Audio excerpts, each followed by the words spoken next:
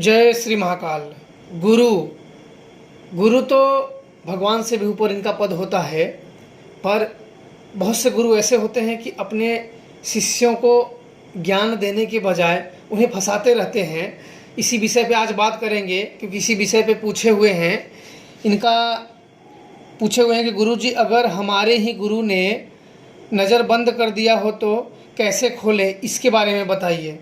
नज़र का मतलब कि जो इनकी शक्तियाँ जो उनके कृपा से सिद्ध की हुई है या प्राप्त की हुई हैं, तो उसे उन्होंने किसी कारणवश या उसे रोक दिया है, बंधन कर दिया है या कुछ और अन्य तरीक़ों से कर दिया है, तो उसे कैसे खोलें। तो मैं आपको यही बताना चाहूँगा कि खोलने का कोई मतलब नहीं है, क्योंकि वो आपके गुरु हैं। गुरु मान लिए हो तो वो आप खोलोगे, फिर बांधेंगे, फिर खोलोगे, कहीं और ज़्यादा गुस्से हो गए तो, क्योंकि गुरु हैं तो कभी मिलने चले गए तो कुछ और तरीके का कुछ आपको खिला पिला सकते हैं, तो उससे आपकी समस्या और बढ़ सकती है। तो मेरा तो यही सजेशन है कि उस हंस की तरह, जैसे किसी तालाब में अगर जल नहीं है तो वह हंस उस तालाब को त्याग देता है, तो ऐसे गुरु अगर ज्ञानी नहीं है, सच्चा नहीं है, तो उसे त्याग देना चाहिए, नहीं तो आपको ही हानि होगी। क्योंकि गुरु का दर्जा बहुत ऊपर है, लेकिन गुरु गुरु की तरह होना चाहिए। कि ये नहीं कि हमेशा किसी भी बात विवाद पे आपको तकलीफ दे और विद्या ना दे और उस विद्याओं को रोकता चले। वो गुरु कैसा है? गुरु जब सिखाता है तो शिष्य को अपने छूट कर देता है कि किसी का भला करो। हाँ, ये तो नहीं है कि आप ईश्वर तो नहीं हो, लेकिन आपसे जितना होता है, जितना आप कर सको उतना करो, क्योंकि ईश्वर कोई नहीं है। सभी दुख किसी का कोई नहीं हर सकता है, क्योंकि इस दुनिया में भगवान राम आए हैं, भगवान श्री कृष्ण भी आए हैं। पूरी दुनिया को तो सुखी वह भी नहीं कर पाए हैं, क्योंकि दुनिया अपने कर्मों से दुखी है। पर यह है कि जितना आप कर सको उतना करते रहो, बाकी सब ईश्वर जाने, महादेव जाने, पर यह करना चाहिए। पर ऐसे गुरु भी होते हैं, क्योंकि गुरु आपने एक इंसान को गुरु मान लिया है तो इंसान ही, उसकी भी भावना तो इंसानों की तरह ही है। उसमें भी तो काम, क्रोध, मोह, लोभ सभी विद्यमान है। पर कुछ लोग होते हैं कि निस्वार्थ भाव से सिखाते हैं। एक है कहावत कि गुरु जैसा करेगा गुरु भरेगा, शिष्य जैसा करेगा शिष्य भरेगा। वो कर्मों की बात हो गई। पर गुरु को जो ज्ञान देना चाहिए शिष्य को, वो निर्छल भावना से देना चाहिए। अगर देना है तो समय निकाल के उन्हें दीजिए, नहीं देना है तो नहीं देना चाहिए। और शिष्य को भी अगर लगे कि भाई ये गुरु हमारे साथ छल कर रहे हैं या हमें तकलीफ़ दे रहे हैं, क्योंकि ये वाली बात मेरे को बहुत जन ने बोला हुआ है कि मेरे गुरुदेव ने मेरा जीवन ख़राब कर दिया, ये ख़राब कर दिया, वो ख़राब कर दिया। तब मैं गुरुओं के बारे में नहीं बोलना चाहता था, लेकिन बहुत ऐसे हैं कि आप लोग खुद, आपके जीवन है और आपकी स्वयं की समस्या है। स्वयं आपने गुरु बनाया है, स्वयं आप उन समस्याओं में घिरे हो, तो स्वयं ही आपको निकलना होगा। बताने वाला आपको रास्ता ही बता सकता है। तो इसलिए आप वैसे गुरुओं को बिल्कुल त्याग दीजिए जो हमेशा अहिंसा, हिंसक वाले बात बोले, हमेशा लफड़े की बात पढ़ाएं। तो ऐसे क्या होते हैं कि वो तो अधोगति में जाते हैं, तुम्हें भी लेके जाएंगे। ऐसे तंत्र मंत्र या शक्तियों की कृपा नहीं होती है, 2 दिन में 1 दिन में नहीं हो जाती है। अच्छी बात तो बुकों में भी लिखे रहते हैं, पर उसे उतारना बहुत ज़रूरी है। बहुत लोग बोलते हैं मुझे वेद का ज्ञान है, शास्त्र का ज्ञान है, पर क्या आप उसे देखो, उसे वेद शास्त्र का उसने पढ़ा है क्या? वो अपने जीवन में उतारा हुआ है वो वेद शास्त्र? क्या अपने उसके चरित्र में वो वेद शास्त्र है? पढ़ने से कोई मतलब नहीं है जब तक उसका अपने जीवन में प्रयोग ना लाया जाए। जैसे अपने मंत्र सिद्ध कर रहे हो, अगर उसको प्रयोग में ना लिया जाए, अगर वो काम ना करे, तो किस काम का? एक शब्द है। तो ऐसे इसी प्रकार कोई भी विद्या है, उस विद्या को प्रयोग करो, दुरुपयोग मत करो, सदुपयोग करो, तभी उसका लाभ है। बाकी तो दुरुपयोग करोगे तो आप जानते हो कि इसका क्या परिणाम होता है।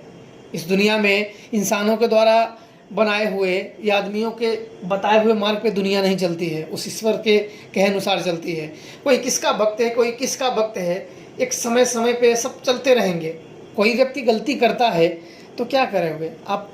उसकी गलतियों को लेकर क्या करोगे?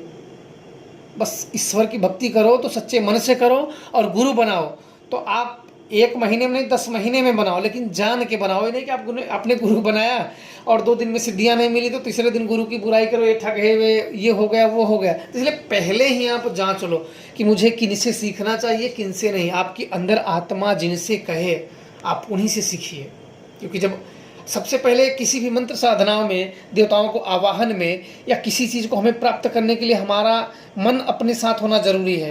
जब आपका मन आपके साथ नहीं, आपका मन संतुष्ट नहीं है, तो फिर कहाँ से सिद्धियाँ आपको मिलेगी, कहाँ से देवताओं की कृपा होंगे। आप तो उस तांत्रिक में या उस बाबा में या उस गुरु में आप बुराई को ढूंढोगे, आप उसमें बुराइयों को ढूंढोगे कि क्या ये गलती कर रहा है क्या। अच्छाई और बुराई दोनों गुण सभी में होते हैं, पर आपको कहीं अगर शिक्षा लेने जाते हो तो क्या आप बुराई सीखते हो कि अच्छाई।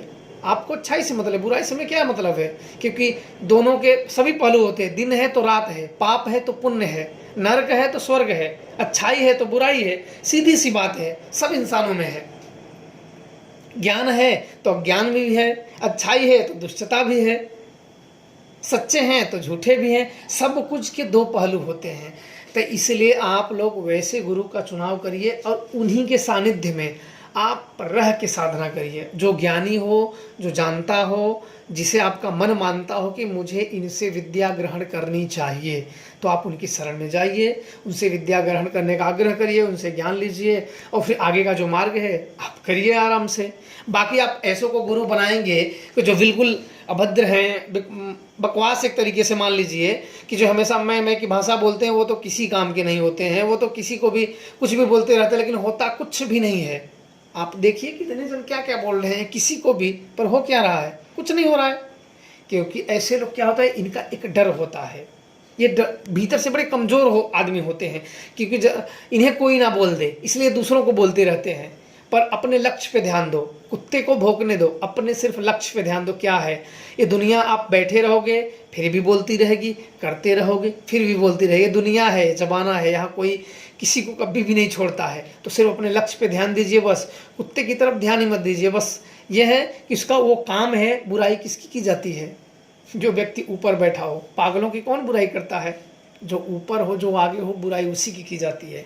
तो इसलिए गुरु जान के बनाइए, समझ के बनाइए, आप उनसे विद्या ग्रहण करिए, सही से साधना करिए, तभी आपके मन में अगर शांत नहीं है, मैं ये समझाना आपको चाहता हूँ, आपने किसी को गुरु बनाया, आपके मन में निरंतर यही चलता रहेगा, अरे गुरु तो मुझे ठग लिया, गुरु तो मुझे सिखा नहीं रहा है, तो अगर आपके मन में है तो मन आपका अशांत है, उस शक्ति के पूजा में या भक्ति में लगेगा ही नहीं, तो आप कहाँ से शक्तियाँ और सिद्धियाँ प्राप्त कर पाओगे।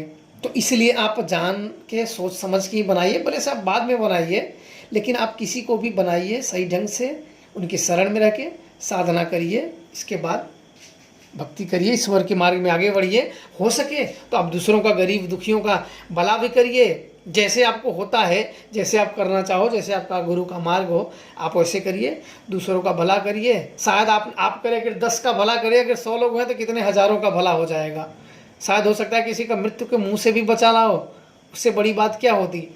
तो इसलिए आप लोग करें और खुश रहिए। मेरे को गुरु के बारे में पूछा गया था, बंधन तो उनसे क्या है कि खराब लोगों से बिल्कुल दूर रहिए।